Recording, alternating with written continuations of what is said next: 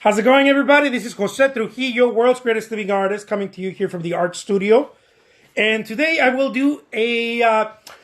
yesterday I didn't get to do my Takeaway Friday. I was running around. I just skipped the whole thing. I apologize for that. But I'm doing it today. I'm doing it right now. And although it's a Saturday, I'm still doing the Takeaway Friday on a Saturday. So good to see you guys. Thank you so much for joining. And as many of you know, I do a Takeaway Friday, things that I've learned throughout the week on a Friday at noon. Every day at noon, every weekday at noon, I do a video blog like this on Instagram where I later I show it. I share it on YouTube as well, and sometimes on Facebook. But I like to talk about different things about being an artist, right? For example, on Mondays, I'll talk about having the right mindset. On Tuesdays, art marketing. On Wednesdays, I'll do an art demo. And on Thursdays, I do Cafecito Thursday with my wife, where we talk about being in a partnership, right? What does it take to be in a partnership and yada, yada, yada, yada. And then on Fridays, I do a Takeaway Friday. Everything that I've learned, what to do, what not to do during the week. The pros and cons, things that helped me move forward and things that held me back. And I just share that with you as well. Again, I'm an artist. I'm a full-time artist. My name is Jose Trujillo. My code name is the world's greatest living artist. The world's greatest living artist. I enjoy a Starbucks or two every day. And yeah, guys.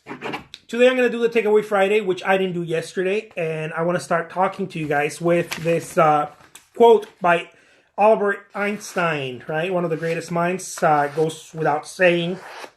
But I still said it. So here we go. Here's this quote. One of his quotes, anyways. The one about today. Life is like a bicycle. To keep balance, you must keep moving. This is one of the things that I believe understanding this would have kept me going in a much better positive way. And not understanding this, not applying this, has cost me tremendous amount of effort, results. Without understanding this, I've spent a lot of effort on the wrong things, and just you can really, things can get really negative if you don't understand, if you don't learn how to keep moving. And the reason I'm saying this is because I still have trouble with this. I'm still fighting the fight to show up to the studio, to show up to work, to do the things all the things that encompass being an artist. And hi, how's it going? Aldebaran says, I keep missing your live painting demos. I will be doing those. I tend to do one just about every day, but I do a main one, I guess a longer one on Wednesdays, every Wednesday at noon. Okay, Arizona time, Arizona, US. What other Arizona?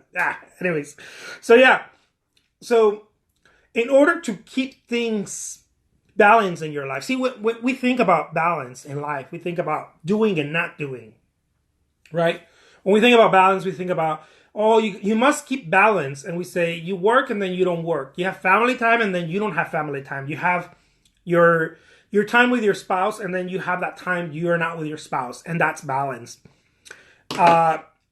Having something or doing something and then not doing, I don't believe it's balance. I think that it all works together. It all works together. There's certainly times and moments where things don't look the same, of course, right?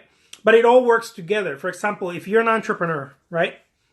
You don't stop being a parent. You don't stop being a husband. You're like, oh no, I gotta put my entrepreneur hat. Or if you're a policeman, you don't stop being a citizen. You don't stop being a son, a father, just because you are doing a task, right? You're serving a task during a period of time. So it's the same thing with artists. Many people seem to believe that, if I'm an artist, I'm going to be creating artwork, and then I'm not going to create artwork, and I'm going to take my artist hat off, or I'm going to, this doesn't mean that you're always engaged, that you're always thinking about art. No, what it means is that in the moments that you are, where the situation that you are, you're fully that. If you're with your family, you're fully with your family. If you're in the studio, you're fully in the studio. Now, this is easier said than done. What I believe, and this is through experience throughout this week that it kept happening to me, is that we have to do things especially when we don't feel like doing them, and this will create a muscle, right? And it will avoid pain. For example, if you're going to be in the studio creating your artwork, don't start thinking about all the other stuff that you have to do. Like be in the studio and create the artwork, right? Give yourself a time. Give yourself, I don't know, 4 or 5 hours, whatever it is, and be like, I'm going to be in the studio right here and I'm going to be creating artwork. Rather than being like, oh, I got to create artwork, but I also got to do this, but I also got to do that, then you're not gonna be anywhere, right? You're not going to be anywhere. So again, it's one of those things, right? But you have to keep moving. The things that you have to keep moving. One of the things that I also, another one of my takeaways from this week is that if you get upset, if something happens to you, I don't know, maybe a commission goes awry, or a client, is a customer, or whatever, art collector, doesn't like what you're doing, doesn't like how you handle a situation, or you ship something late, or whatever, right? Whatever. Your canvases didn't arrive in time, or, any of the many things that happen to any human being. You need to figure out how long you're going to sit there and mope about that, right? If at all. One of the things that I realized that happens to me is that if something goes awry, I have to really try hard to overcome it mentally, because I'll carry it around. I'll be like, oh man, I'll be trying to do something else and still carry that around. Like, oh, my canvases arrived late. Like, one of the things I do is I do canvas on demand, right? I do prints also. So sometimes I have to receive the prints because they're odd sizes and whatnot, and I'll have someone help me stretch them here in the studio. Sometimes I'll stretch it myself, and sometimes it happens to me that I happen to be late for whatever reason, right? I didn't place my time correct, or I didn't order the supplies on time, or whatever, right? And then I'll go into the art studio and I'll be thinking about that. I'll be like, man, I'm late on that. I should have done it quicker, and blah blah blah blah. And what happens is that it creates more weight on what already I have to do, on the other things that I have to do. It creates more emotional weight. It's psychological. It's emotional weight. And one of the things that I've noticed is that this little thing prevents me from moving forward. Again, as Einstein said, life is like a bicycle. To keep balance, you must keep moving. And many times we don't do that. We don't keep moving, right? We'll get in an argument with a friend, with a spouse, with a coworker, whatever. And then rather than being like, oh, okay, well, this thing went awry. It's fine. I'll fix it. I'll, be a bigger person than yesterday, and I'll rise to the situation. What happens is that we'll mope in it, and we'll be upset, and then we just kind of throw everything away until we pull ourselves back together. And this, I believe this is the single one thing that has prevented me over and over from becoming a better, going pro. Getting to the pro, getting to play at a pro level. Like, I create artwork daily. I'm a full-time artist. I'm always creating artwork and this and that. But the having that emotional intelligence, right? Having that emotional intelligence to be able to brush things off and be like, okay, that's not important right now. Okay, that's not, I give the example of Katy Perry. I think I saw it somewhere. My wife likes Katy Perry. So I saw it somewhere on TV that this day she was going to perform. She was going to do a huge performance, and her husband called her to tell her that they were getting a divorce or something like that. I don't know if I have it completely right. But anyway, she had to do this performance, right? And right before that, she gets probably the worst news, right, of her life at that point. And she still gets up and does the performance. And this is one of the things that I believe that's what makes you a pro. Many people think that what makes you pro is that you create beautiful artwork, you create great art, you are very prolific. You can be prolific, you can create a lot of artwork and whatever, collections of art and whatnot. But I believe that what sets you apart, what really sets you apart, is emotional intelligence. Not having the right emotional intelligence really hurts your character, right? I mean, it's not having a very strong character, and that is the thing. That's like the gatekeeper towards your success. Let's see here. Aldebaran says, "You're cracking out a lot of painting. Is it hard to always be productive in life? Don't always like my paintings, but keep plugging away." Yeah, I don't always like my paintings. Oh, okay, got it. Sorry, I'm reading sideways because I want to keep the video the horizontal profile. So yeah, I do create a lot of artwork. I'm always creating artwork. What the hard thing about creating a lot of artwork is creating a lot of artwork consistently. Anyone can create a lot of artwork. If you're in a role, you'll start creating a lot of artwork. But that doesn't really. I mean, I don't think it's creating a lot of artwork really what makes you. It definitely shows you in the market, right? You definitely start showing up in the marketplace. But again, what I believe that makes it hard is not having the consistency, right? The daily consistency, our routine. For example, I could be like, oh, I'm going to go run 5 miles today, right? And be like, yeah, I ran 5 miles, but I don't know. I'm all sore. I never run, right? So I'm all sore and tired, and I'm like, I puked, and I'm super, tired, and I'm like, I'm not doing that again until like 2 months or 6 months from now or a year. Who knows, So being prolific or being, being aggressive with something doesn't necessarily mean it's the best thing. What you want is consistency. You could be creating one piece of artwork a week, right? But if you're consistent, and I'm talking about one piece of artwork, I don't know, maybe you're fully in. I'm not talking about like you show up and then you just create a piece of artwork and that's it.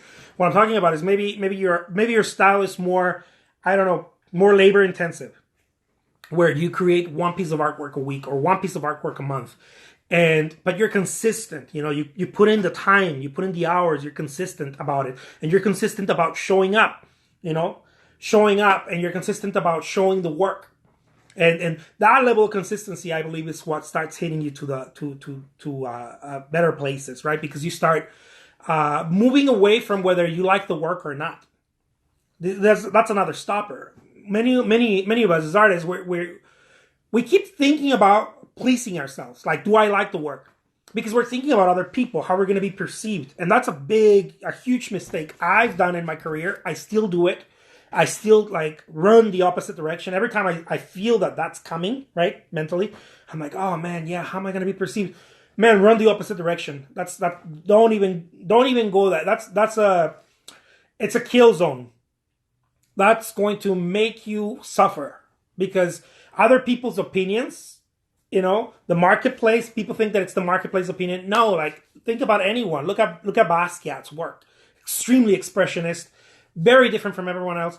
And the guy had a shot. Look at Monet. Look at anyone. Monet was considered probably the Basquiat of his time. And he had a shot. Monet's work was extremely criticized, always criticized. Everybody hated it. It was the most abstract thing that was happening at the time. So just think about it. Now we look at it and we're like, oh, Monet, wow, it's beautiful. It was like Picasso when Picasso came out. It was like Matisse. It's like, what the hell is this? So, anyways, I'm like, anyways, it's the consistency level that really matters. It's how fast you can pull yourself up, guys. It's really what I'm trying to get at. It's how fast you can pull yourself up. Let's say you get punched by life. Boom, you get knocked out.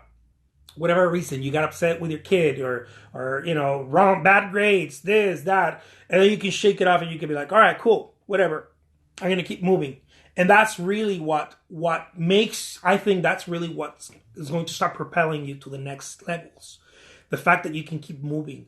Because many of us, we can keep moving, but we'll move for example, if something emotional happens to me, I'll keep moving, but I have to really work on it and shake it off, And although I don't suffer from as much anymore from oh, my artwork's not good enough, because I put in sufficient time where I don't believe that's it. There's other aspects of my life where I'm still working on, and I know has to do with character, like personal development. Sean Corn Art says, fear nothing. Don't worry about negative criticism. Definitely. The thing is that it for some of us it shows differently. And that's really the takeaway today. It shows different. It shows in different ways. For example, as I expressed right now, for me showing my artwork, I have no problem with that. It's probably very little bit, that I'm like, oh man, should I show that one? It's extremely little. I don't mind showing the work. I'm always showing the work. I have a saying, there's no bad Trujillo, right? My last name's Trujillo. There's no bad Trujillo. They're all masterpieces. So I show them. I create it, I show it, and I sell it. And some people have a hard time with that. And it seems like I have it well put together there, but I have other aspects of my life where I have a hard time, right? For example, again, as I expressed it earlier, if I have something emotional happen, I get in an argument or this or that, it's a lot harder for me to shake off. It's a lot harder for me to be like, oh, okay, where I see other artists like, oh, I don't mind that. Really, my problem is that I don't believe in my work. And I'm like, no, I believe in my work. I have other problems, like other challenges that I have to work on where I know that they'll hold me back. Like I'll put in 12 hours of work a day creating artwork, but if I have an emotional thing happening, I'll be like, oh, I'll put 7 instead of the 12, or I'll put 5, or I'll completely not do anything that day and be like, oh man, I'm not feeling it today. And then the next day I'll be prolific again, but it balances out low. Is what I'm trying to. It averages. It doesn't balance out. It averages low. So if every day you're creating 2-3 pieces of work, or 1 piece of work, and then you have 3 days or 5 days where you binge on your emotions, then you really didn't create 2-3 pieces or 1 work a day or whatever amount of work you create. You didn't really do that because now you got to take that into consideration. You got to take into consideration your emotional state, right? How many days does that play into your career, right? How many days did you take off? How many days were you upset? Because a lot of us work for ourselves. We work from a home studio or from a whatever studio, right? A lot of us that are starting out and whatnot as artists, we don't have a boss, I mean, we always have a boss, but we don't have a boss that's like, dude, you got to put in the time. What happened to you? You look scruffed up. Go take a shower. Come back later when you feel better. Or, we don't have someone to hold us accountable. It's ourselves. Anyone working for yourself, you know what I'm talking about. You are the only person that holds you accountable. And if you're working for someone else, of course, it's you also. But you have a push from someone else, either a manager, superintendent, or whatever. And as an artist, we have to take those things into consideration. Look, I'm the only one that's holding myself accountable. How can I operate at a level where I'm showing up consistently and persistently and I don't slack? And slacking looks different for different people. Again, for you, slacking might look like I'm not feeling my artwork. I don't feel like I'm good enough. That may be a way of procrastination and slacking. For me, it's like, oh man, I got in an argument with, my wife, or I got in a negative mental rot in my, I don't know, because my shipping came late or whatever. And that looks different, but it's the same thing. It's a way out to procrastinate. It's a way, because the character's not handled, your higher self is not shining. So yourself is you don't have your emotions handled. And I think that is really, again, it's the thing that stops us. It's not, I'm going to retract a little bit. It's not your artwork, guys. Although everybody thinks it's your artwork. As artists, we all think it's the art. We seem to think that, if my art is good, all of a sudden things are going to change for me. It's not your artwork, guys. It's your character. It really just comes down to your character. It's your push. It's your heart, It's your heart. How many times have we seen people that are like, oh man, I paint much better than that person, or I'm more realistic in portraiture than that person, or this or that, or my style is way nicer, blah, blah, blah. How many times have we said that, or we heard other people say that up to us about our own work? But they don't seem to be doing nothing, or we, if we're true with ourselves, we're not doing nearly as much as what we can do. And the reality is that it's not your artwork, guys. We always go back to that. As artists, we have this problem, I think, that we don't think beyond ourselves. Like we seem to think that it's the artwork. or we don't really think about ourselves. Like the it's the person. It's the person. You could create artwork that, I don't know, that a lot of people don't like. And if you have the drive, you'll be fine. You'll be successful at it. You'll be just fine. There's going to be enough people that are going to love it. But we seem to procrastinate with all these things. We seem to think it's this, it's that, it's all of these things. It's the gallery doesn't like me, my type of artwork, or people only buy landscapes. They don't really buy figurative work, or on and on and on. People like realism, not abstract, and all these stoppers. But it really comes down to us. And we don't seem to realize that. And one of the things I believe is because in our industry, this is not really talked about. Other industries, people talk about these kinds of things. Other industries are like, dude, it's not the marketplace, it's you. Dude, it's not this, it's, like there's for just about every other industry, people seem to understand, maybe because there's a lot of communication, there's a lot of, how would you call that? Communication, huh? Yeah. There's a lot of communication, there's a lot of talk around the industry. And there's a lot of successful people, right? If you go to the people that sell cars, or people that sell, I don't know, whatever, clothing, real estate, whatever, there's a lot of people that are successful at it, very successful at it. And there's enough communication, there's enough conversation is what I'm trying to say, where people are like, dude, look, it's not the clothing, it's that you are not being, you're not being aggressive enough to go sell the clothing, or you're not being aggressive enough to go understand how to sell real estate, or this or that. Go train with this person, or go train with that other person. Do you think too that those careers, because they aren't so personalized? That's my wife talking. That's why that happens, because they're Absolutely. They're more ego driven, so they're not business driven. They're more about the person, the self.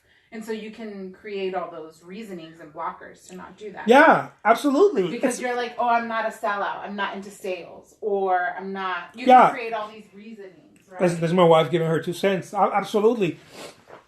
Other industries that don't have to do with you doing something personal, right? You're a jewelry maker. You're a potter. You create pottery. You create paintings like myself. Other industries that are not like that, that are not artistic like that, there's already other winners that you can see, and you can be like, oh, okay. And what I mean by winners, I'm talking about successful in the sense of selling their work and getting their work out there. In art, there's almost a blur, right, between being an artist and like people are just like, oh, well, artist is an artist, but there's a blur between those who just create artwork and those that actually want to make a living doing that. It's very blurred. And I haven't talked about this often because a lot of people get offended with this. But there's a blur. Like, everybody's an artist, right? But some people want to do it full time. They want to make it their career or their business. And other people don't. So, and it's fine. Both are good, right? Whatever. But the thing is that it becomes blurry when there's not enough conversation between, look, I understand that maybe you want to create a living. I don't. I'm fine just creating artwork, for opening myself up to creating artwork and being a great artist in the sense of creating the artwork. And then there's the other people that are like, look, I want to create a living. And I want to be able to do this full time, and I want to be able to create a business out of it, and on and on and on, and possibly even make it to the art books. Who knows? Maybe you want to be the next, I don't know, Warhol or Koons or I don't know, whoever you can think of that you like. And the line is blurred there. And I think that other industries, it's not like, oh well, I'm an architect for fun, Yeah, you can't. I'm a realtor for fun. Like it's like, is it a hobby? Like what? Yeah, I'm a weekend realtor. I'm a weekend realtor. Weekend architect. Yeah, or I'm a weekend doctor. It's like really? You're a weekend doctor? So in art, you have that. You have that luxury of having that open. So I think that the more conversation we bring about, look, there is this 2 worlds happening, right? There's 2 realities happening in being an artist. There's people who just want to create the artwork, and they are artists absolutely in their own right. And then there's people who want to make a career out of it, right?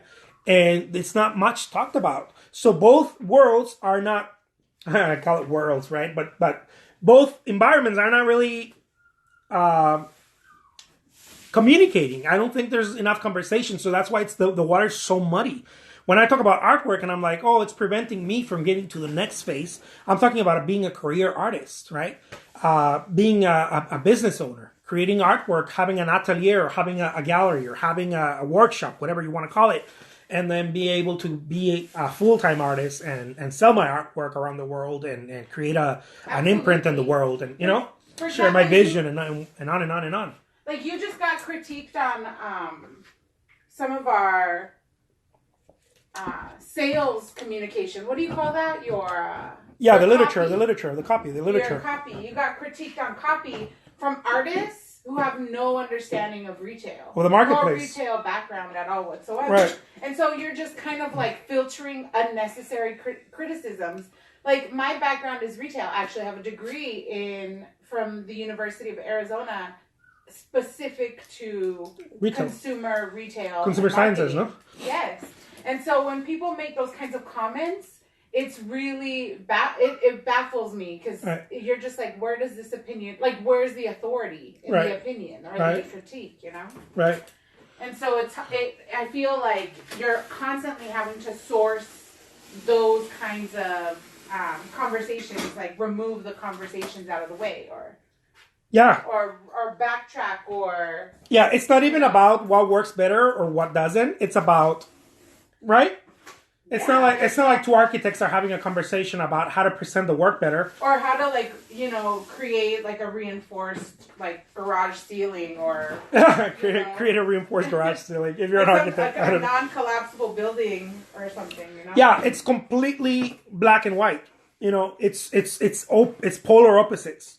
It's like I'm an artist and I know what I'm talking about. I'm an artist, on and on and on and on. And then you have working artists who are selling their work, who are creating a presence in the marketplace, and have completely different understandings of this. Well, and have to worry about different things. Now they're have not to worry about different things. Just their art. They're worried about how to sell the art. Absolutely. How to communicate to the buyer and answer questions that the buyer doesn't understand. Because you're not selling to other artists. You're selling to buyers who may not have a background. Absolutely. It's like if you're a musician, you're not selling to other musicians. You're selling to people who love music. And then in that, there's also musicians, right? There's also people that love to play music, but the market, it's not musicians, it's just people who want to listen to good music. That's all. So, with that being said, guys, as a working artist, I believe that the stoppers that I keep confronting, it has to do with emotional state of mind, emotional intelligence. If there was something that I could just put my finger on and be like, this is it, it's that. It's that right there. I guess there is, though. It's not your work. It's not your framing. It's not the style you create. It's not your color palette. It's none of the above. It has nothing to do with that. That's just you. That's just the way you create work. It's got nothing to do whether you create a few pieces or a lot of pieces, although I do believe that you have to create more pieces in order to get more imprint in the marketplace, whether it's prints or however you do it. Because I know there's artists that constantly create work, but they don't create big numbers of work. They create a lot of prints, and they figure out how to sell that. And that's perfectly fine, too. Whatever you do, you have to get in front of a customer that wants to buy that. So it doesn't matter how you do it. What does matter is that you show up consistently and persistently, right? What does matter is that you continuously work on your craft and on getting your craft in the hands of people that like that, right? And again, what would you agree with me? I'm asking my wife here. Would you agree with me that the first phase probably of getting to pro level is understanding that it's not your artwork? Yes. And the second phase... Because we got stuck there. Yeah, I got stuck there for years. And the second phase is your emotional intelligence? Yes. Absolutely. Huh. Yeah. I see people. A lot of people ask me like, how do you show up? How do you create artwork? Or how are you able to do that? And I'm like, and I come from a point of like, I believe in my work. Like I don't care about that. But I forget also when people are asking me this that I too had that feeling of not feeling good enough. And every now and then I get that feeling, but it's very minimal. It's not as big anymore. It was very big. But also, too, I think what people don't realize is that you paint every day for like 12 hours. Right. So your ability, the skill level is higher, but also, too, you can paint on autopilot, right? So you've mastered the element of craft to some extent. The craft itself, and so now, in order to move into another level of excellence, now you have to master your emotional space. My emotional space. To bring, because now your emotional space is a blocker. It's not your skill anymore. It's not the skill anymore. Now it's the emotional, professional space of where you see yourself and how you see yourself and taking yourself to that next space. As a matter of fact, guys, I'm willing to bet it's you guys are already there. Many of you, if not most of you, that your skill level is good already. There's a lot of artists who've been painting for 20, 30 years, for 3-5 years, whatever it is, and you have a good skill level. You know, it's but what's blocking you is your emotional state. Yeah, and we see it all the time. I mean, we see it with actors that they have like a career high and they've made it there, but maybe their emotional intelligence can't hold on to it. They can't hold on to that level of success, so there's self-sabotage and all these things that occur. And so I think with anyone that's trying to get into a career, thank you for the hearts, guys. Where you are leading the helm, right? Because as your own business owner, you're pushing it forward, not someone else for you. You're not just showing up. See, is what I'm trying to say. At this point, I'm not just showing up. I need to push. Yeah. It's not just show up. Like no one's paying me to show up. Now I have to show up and push. Yeah. Right? Have to ensure that success happens. I have to ensure, exactly. As my wife says, I have to ensure that success happens. And I've noticed that 99.9% is my emotional state. That 0.1%, not even a 1%, that 0.1% is your artwork, guys. It's not your artwork. And we seem to think over and over that it's the artwork. The thing is that if you just do not know how to paint or how to create artwork, maybe you want to handle that, right? Because a lot of people are like, I don't know how to create artwork, and it's not working for me, but they don't know how to create artwork. Learn how to create artwork. But there's that line, and it's very blurred. It's very blurred between, okay, I know how to create artwork now, but now I want to become better. You'll get stuck on that, guys. You'll get stuck so bad on that, where now you have to become better. Like, it shouldn't take you 10 years to learn how to create artwork. It shouldn't take you, I don't even think it should take you 3-5 years to learn how to create artwork. You can learn how to create art quick. You go to you shadow someone and you learn how to do it, and boom, you start creating artwork. The problem is that we get stuck in the emotional aspect of it. And there's a lot of us who've been painting. I've been painting for 20 years, and I still feel like not enough at moments. I still feel like my work is not good enough. And although, as I told you guys, I minimized that already. I realized that all of the stoppers that I've had, all of the things that have pushed me back from pursuing and achieving higher levels of success, is due to my emotional state. Like, oh man, I'm upset right now. Oh, okay, cool. And then you stay upset. I stay upset for 2-3 hours or a whole day. Be like, oh man, not angry, but a level of discomfort that now doesn't let me show up. And if this happens to you, you're not alone, of course. I think it happens to just about everybody. But if this happens to you 2-3 times a week or 2-3 times a month, you have to consider that that's one of the things that's holding you back. If this happens to you every day, in little segments, it's definitely the thing that's holding you back, and you have to handle it. And there's different ways to handle it. There's different, some people become spiritual, this and that. But I believe that it's the feeling of not being enough. It's the feeling of not being good enough, not being an enough human being, where we have to indulge in our feelings, and it's just pure negativity, But I think that that's why people like Michael Jordan and all these other people have coaches, right? Because they grab them and they're like, nope, you're showing up. I don't care how you're feeling. You're showing up today. And I think that that creates the muscle. I mean, anyone that's, I know I'm talking about Michael Jordan and we're artists and whatnot, but it's the same thing. Like any career, any industry, where you see the winners, it's the same thing. Their emotional intelligence is handled. And once that's handled, like you have no stopper. The lid is gone. The lid is off. And, for the longest time I thought if I get my artwork to a certain level, I'm gonna become successful. If I market myself to a certain level, I'm gonna become successful. You may start selling, but that's not success. I don't think that's success. And success is defined by, to each their own, right? But I believe success is removing the mental blocks and having a strong emotional intelligence to be able to doesn't matter how you're feeling, it doesn't matter how your day is, you're still able to perform like it's sunshine and there's rainbows outside. And anyways, that's my takeaway Friday. I hope you guys my takeaway Friday on a Saturday.